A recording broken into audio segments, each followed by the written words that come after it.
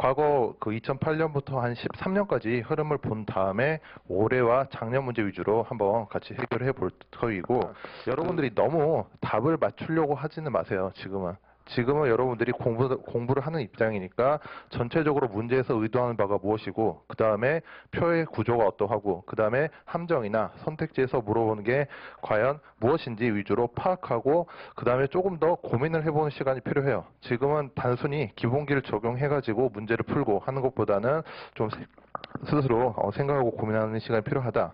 오늘은 크게 표의 그 자료가 수치, 그 다음에 비율, 그 다음에 수치와 비율 위주로 제시되는 문제를 한번 보려고 하는데, 결국에는 여러분들이 오늘 공부하고 나시면 결국에 이런 형태로 나온다면 그 기출문제에서 의도한 바가 사실상 동일하구나, 물어보는 바가 뻔하구나 라고 좀 생각이 들게끔 제가 좀 잡아드리도록 할게요. 네.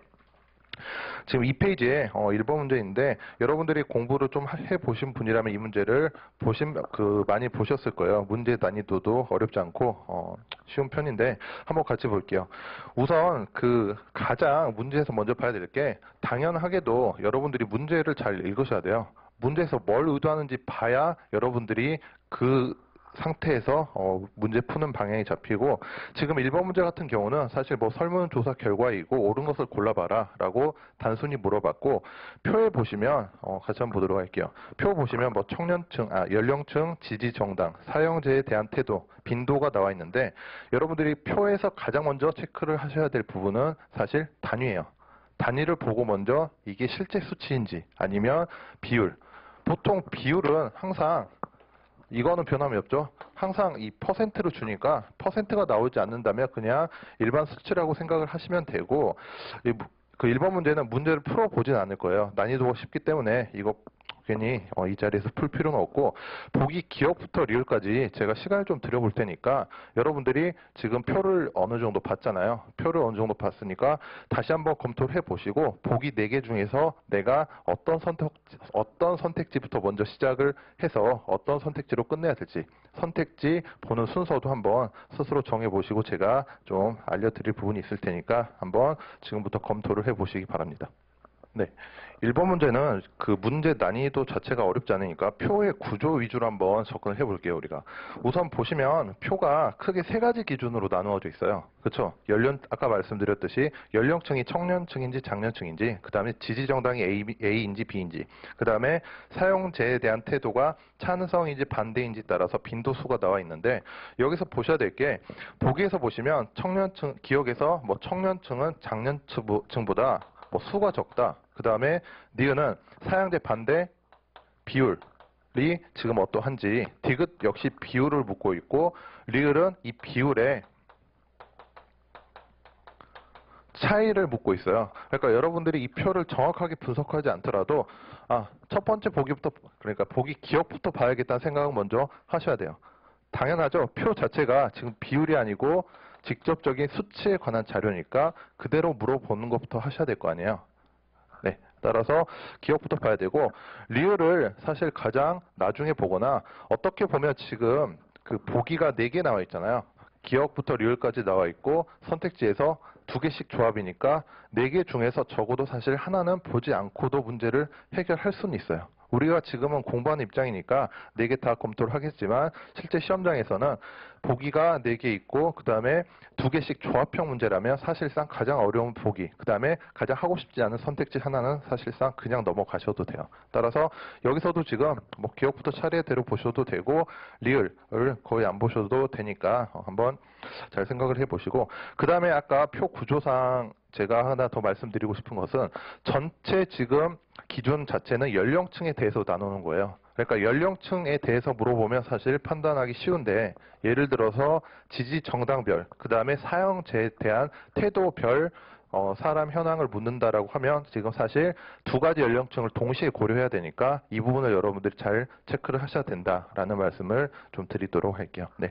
쉬운 문제이지만 여러분들이 한번 각자 풀어보시고 3페이지에 제가 정답 및 해설과 옆에 그 날개에 팁도 달아드렸으니까 이것을 한번 참고를 해보시고, 그 이 책의 활용법에 대해서 잠깐 말씀을 드리면, 먼저 항상 문제를 풀기 전에 제가 방금 말씀드렸던 메커니즘 위주로 접근을 하세요. 그러니까 문제를 읽고 그 다음에 자료의 구조가 어떠한지 살펴보시고 그 다음에 보기나 선택지에서 묻는 바가 무엇인지 정확하게 따라가시면 돼요. 항상 그렇게 접근을 하시면 되고, 그 간혹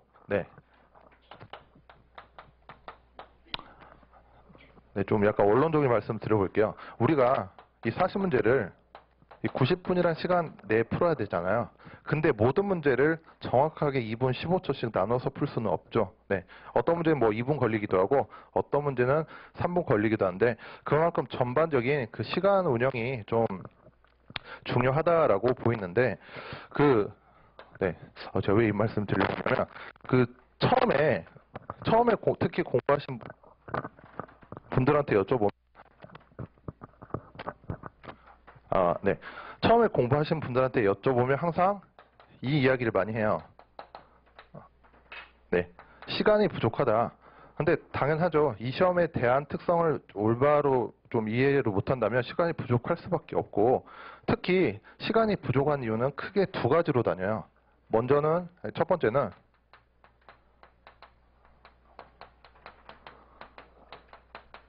이 문제 이해하거나 자료 구조하는데 좀 파악이 느리신 분들이 있고, 두 번째는 실제로 문제 풀 때 계산 속도가 느리다라고 하신 분들이 많은데, 사실 이 중에 이 두 가지 다 해당되신 분이 아마 대부분일 것 같은데, 먼저 이 부분에 대해서 말씀드리면, 사실 계산 속도 자체는 여러분들이 크게 빠르게 하지 않아도 돼요. 저도 사실 계산을 되게 싫어하는 편이거든요. 계산적인 사람은 아닌데, 죄송합니다. 그 계산 속도 자체는 여러분들이 느리게 해도 되고, 무슨 말이냐면 여러분들이 그 계산 연습집이나 비타민 같은 거 많이 풀어 보셨을 거예요. 그러면 거기 대충 이렇게 수치 두 개가 나와 있고 이거 비교하는 연습을 쭈루룩 하잖아요. 물론 도움이 아예 안 되진 않는데, 여러분들이 이걸 할 시간에 차라리 다른 걸 하는 게 더 효율적일 수도 있어요. 무슨 말이냐면, 우리가 지금 문제를 볼 때 항상 이런 뭐 분수 형태나 곱셈 비교 형태를 할 때 이 자체를 문제에서 직접 주어지진 않아요. 그러니까 먼저 문제에서 이런 식을 뽑아내야 되는데, 이렇게 뽑아내는 과정이 더 중요해요. 뽑아낼 때 숫자를 그대로 가져올 것인지, 아니면 어느 정도 유효 숫자만 잡아서 뽑아온 다음에 어림산을 할 것인지, 그게 더 중요하기 때문에 사실 이 실제 계산하는 과정보다 이렇게 가져오는 과정이 더 중요하다. 그리고 여러분들이 이 연습을 많이 하셔야 돼요. 그러니까 똑같은 수치라도 문제에서 복잡하게 주어져 버리면 그대로 쓰시는 분들이 있고, 어느 정도 유효 숫자 잡아서 가져오시는 분들이 있는데, 그거를 어떻게 하느냐에 따라서 전반적인 문제 해결 시간이 결정되기 때문에 좀 알아두시고, 그 다음에 첫 번째로는 이제 문제를 이해하는데 무슨 말인지 모르겠다, 그리고 자료 구조 파악하는데 시간이 있다라고 하시는 분들은 제가 지금부터 좀 차근차근 하는 법을 알려드릴게요. 지금은 이제 물론 이 시간이 없다란 말은 문제 푸는 속도가 좀 떨어진다란 말이잖아요. 물론 이 시험이 이 속도만 빨라서는 안 돼요. 물론 정확도도 함께 잡아야 되는데, 대부분의 수험생들이 지금 약간 간과하고 있는 게 너무 여기다만 신경을 써요. 이 문제 무조건 2분 안에 풀어야지, 2분 넘어서 풀면 아무 의미가 없지 않느냐, 실전에서. 근데 지금 올해 문제를 기준으로 그 40문제 중에서 실제 시험장에서 35개 이상 못 푸신 분들은 너무 이걸 신경 쓰시면 안 돼요, 지금은. 오히려 정확하게 푸는 연습을 더 하셔야 되고, 이게 좀 잡히면 사실 얘는 보완을 할 수 있어요. 그리고 정확도를 좀 여러분들이 개선시키는 방법이, 우선 문제 이해나 자료 구조. 항상 이 책에서 여러분들이 제가 풀어드리지 않는 문제를 여러분들이 혼자 복습하실 때는 항상 20초에서 30초 동안 문제를 이해하고 자료 구조가 어떻게 생겼는지 따져보시고 들어가세요. 그 다음에 실제로 문제 푸는 시간을 2분 정도 들여서 실제로 풀어보시길 부탁드려요. 앞에 선행적으로 20초에서 30초 시간을 드리려 하는 부분은 지금은 괜찮아요. 지금 아직 6월이잖아요. 지금은 괜찮으니까 천천히 접근을 하시고, 그 다음에 이 시간을 좀 줄여 나가시면 되는 거예요. 나중에 이 시간을 10초, 좀 빠르신 분들은 5초 이내로 줄이셔가지고 하면 되고, 실제로 시간이 없다라고 해서 너무 빨리 풀어야겠다라고 긴박하게 하실 필요는 지금부터는 없다라는 말씀을 드릴 테니까 우선 그렇게 접근하시고, 그 다음에 이제 항상 문제 다음 페이지에는 정답 및 해설과 날개 쪽에 힌트가 있어요. 힌트가 있는데 우선 여러분들이 문제를 풀 때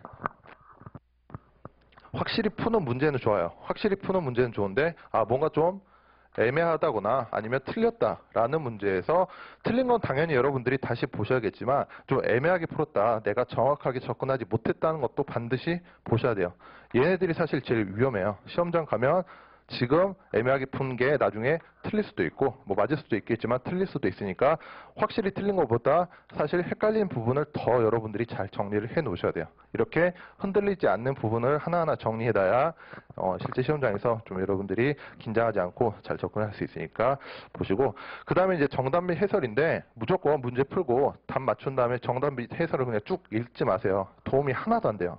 그러니까 이 부분은 제가 제 나름대로 분석을 통해서 서술을 해 놓은 부분이기 때문에 항상 해설 보실 때 본인이 한번 생각을 하세요. 이거를 내가 어떻게 접근했지? 이런 수치나 답이 어떻게 도출됐지라고 다시 한번 생각을 해보시고, 그게 잘 안 된다 싶으신 분들은 우측이나 좌측 날개에 있는 뭐 자료 유형부터 중요도, 뭐 문제 포인트와 특히 이제 생각해 보기 부분을 잘 여러분들이 검토를 좀 하셨으면 좋겠어요. 그리고 맨 아래쪽에 이제 제가 관련 기출도 적어놨는데, 물론 이 책에 있는 기출 문제도 있지만 없는 문제도 있어요. 없는 문제는 사실 그 앞에 책형 기준이에요. 인책형이라든가 A책형 기준으로 제가 연도별 문제 번호를 달아놨으니까 나중에 기출 문제를 한꺼번에 정리하실 때 좀 참조를 하시면 좋을 것 같아요. 네.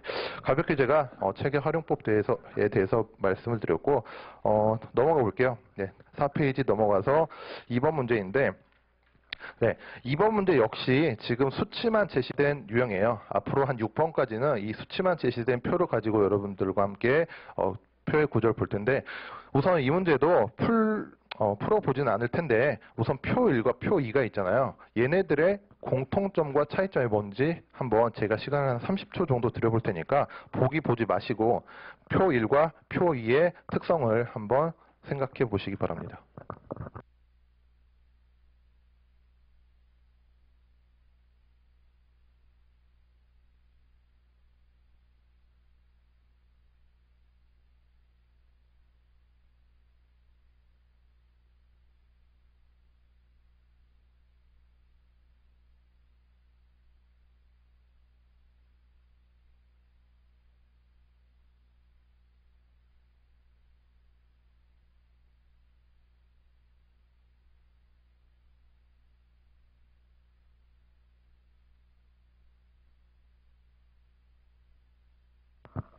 네, 표 구조 다 보신 분들은 선택지 보기를 한번 찬찬히 검토를 한번 해보시길 부탁드릴게요. 네. 문제 막 정확하게 풀려고 하시지 말고 보기에서 기억부터 리얼까지 뭘 묻는 것인지, 어떤 표를 봐야 되는 것인지 한번 체크만 해보시기 바랍니다. 네, 같이 한번 보도록 할게요. 지금 표 1과 표 2는 별도의 자료가 아니죠. 네, 당연히 별도의 자료가 아니고 표 1에 지금 계열별 신입생 정원을 표 2에서 수시인가 아니면 정시인가로 세분화시켰어요. 네, 따라서 만약에 전공 계열별로 수시냐 정시냐 물어보면 표 2를 봐야겠죠. 마찬가지로 인문사회 전형의 수시 전형의 지금 그 계열별 특성을 묻는다라고 하면 당연히 표 1이 아니고 표 2를 봐야 된다. 그리고 표 1에 각주가 나와 있는데 제가 각주 같은 경우는 좀 상세하게 볼 텐데 2010년 9년까지만 해도 각주를 별로 안 주고 문제에서 좀 정보를 많이 줬어요. 근데 2011년 이후로는 이 각주에서 핵심 정보를 많이 주는데, 사실 각주가 크게 뭐 한 두 가지 정도로 나눠볼 수 있겠지만 사실 형태는 여러 가지이고, 사실 설명형 각주와 이 수식형 각주 두 가지로 사실 크게 나눌 수 있어요. 제가 임의대로 나눠본 건데, 수식형 각주는 뭐냐면 사실 분수 형태로 비율에서 분수 형태를 주어지는 각주이고, 이제 나머지는 전부 다 설명형 각주인데 우리가 일반적으로 잘 모르는 정보를 제공하거나 아니면 여러분들이 문제를 풀 때 다른 생각하지 말라고 한정형으로 그러니까 의미를 한정시켜주는 한정형 각주가 있고 지금 표 1 아래에 각주가 하나 나와 있는데 그냥 별거 아니라고 여러분들이 생각했겠지만 사실상 한정형 각주예요. 각주 보시면 각 대학교 계열은 인문사회와 자연공학 두 가지로만 이루어져 있다라는 말은 전체 합이 인문사회와 자연공학으로만 이루어진다. 너희들이 인문사회와 자연공학 두 개 합쳐서 자연인지 검토를 하지 않아도 그냥 문제 풀을 수 있다. 이거를 알려주는 것이기 때문에 이런 한정형 각주도 여러분들이 잘 해석을 할 필요가 있다라고 보시면 될 것 같고 그 다음에 이제 보기를 보니까 기억은 사실 비율을 물어봤고 니은은 전체 50% 초과하는지를 물어봤어요. 그러니까 아까는 말씀드렸을 때 직접적으로 수치가 제시된 자료에서 비율을 묻는다라면 이게 사실 변형된 자료이기 때문에 비율 자체보다는 수치를 직접적으로 물어보는 것 위주로 봐야 된다라고 말씀을 드렸었고 그 디귿과 리을 보시면 신입생 정원 차이 리을도 정원의 차이를 물어보는데 제가 굳이 표를 보라고 말씀드린 이유는 만약에 6개 대학교 중에서 한 대학교를 그러니까 예를 들어서 리을은 지금 A 대학교를 기준으로 잡아놨는데 기준을 잡아주긴 했지만 만약에 여기서 신입생 정원의 차이가 가장 큰 것과 작은 것을 찾아봐라 라고 했을 때 여러분들이 가장 먼저 눈에 들어와야 될 수치는 사실 A 대학교의 인문사회예요. 이게 딱 떨어진 수치잖아요. 공교롭게도 지금 표 2에 A 대학교 보니까 인문사회가 정확히 절반으로 1200명씩 나눠져 있어요. 이게 사실 출제자들이 여러분들한테 주는 마지막 힌트예요. 표의 구조, 그 다음에 수치 구조를 여러분들이 잘 봐야 된다.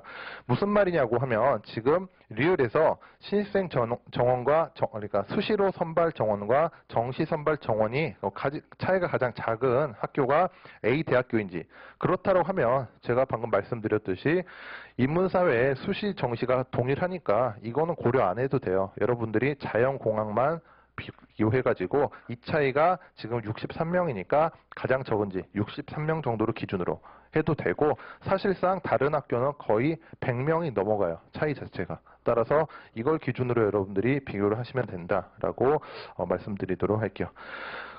그 다음에 니은 같은 경우는 항상 여러분들이 이걸 한번 잘 생각해 보실 필요가 있는데 그 문제에서 표현 자체가 비율로 주어졌다 하더라도 사실상 해석을 통해서 여러분들이 어느 영역이 더 많은지 판단할 수가 있어요. 지금 여기도 이 전체라는 항목 자체가 인문사회와 자연공학 계열로 이루어져 있는데 니은에서 의미하는 것처럼 자연공학 계열 신입생 정원이 전체의 50%를 초과한다. 이 말이잖아요, 결국. 선택지에서 여러분들한테 직접적으로 묻는 건 이거지만 사실 전체는 구성이 이렇게 돼 있잖아요. 사실상 인문사회와 자연으로 이루어져 있으니까 이게 50%라는 의미는 이거를 비율 계산할 게 아니고 전체에서 인문사회보다 자연사회가 더 크면 되겠죠. 결국은 이걸 물어보는 거예요. 이 비율을 계산하라는 게 아니고. 아까도 제가 계산한 그 과정 자체가 계산 실제 하는 속도는 느려도 된다 하지만 식을 끌어내는 게 중요하다라고 말씀드렸지만 이게 가장 기본적인 거예요. 그러니까 막 계산만 연습하신 분들은 이거를 비율 그대로 도출하려고 막 애를 쓰세요. 근데 그게 아니고 도대체 본질적으로 자료에서 무엇을 물어보는지 잘 여러분들이 생각을 좀 하실 필요가 있다라고 제가 좀 정리를 해드리도록 할게요. 네, 이 문제도 개별적으로 한번 풀어보시고 우측에 제가 해설을 달아드렸으니까 한번 정리를 부탁드리도록 할게요. 네, 그 다음에 6페이지로 넘어가서 3번 문제 한번 보도록 할게요. 네, 3번 문제 역시 지금 표에 수치만 되어 있어요. 지금 가구 수만 되어 있는데 3번 표는 약간 특이해요. 앞에 표와는 다르게 일명 짝표라고 해서 지금 항목은 동일하고 기준이 달라요. 항목은 동일하고 기준이 다르니까 이 기준이 다른 점을 어느 표로 봐야 되는지 헷갈리지 말아야 돼요. 예를 들면 사고 전에 수돗물을 조달한 가구 수는 40, 30, 20, 30, 즉 가로열의 합으로 봐야 되고, 마찬가지로 사고 후 조달원의 예를 들면 약수의 가구 수라고 하면 20, 10, 10, 10 이런 식으로 세로열의 합을 봐야 되니까 이걸 잘 보셔야 되고, 이 문제 제가 간단하게 팁만 좀 짚어드리고 넘어가도록 할게요. 그 보시면 역시 각 주에도 수돗물, 정수, 약수, 생수로 구성되며 이 중에서 한 종류 식수 조달원만 이용함. 이란 한정형 각주의 뜻이 뭘까요? 네.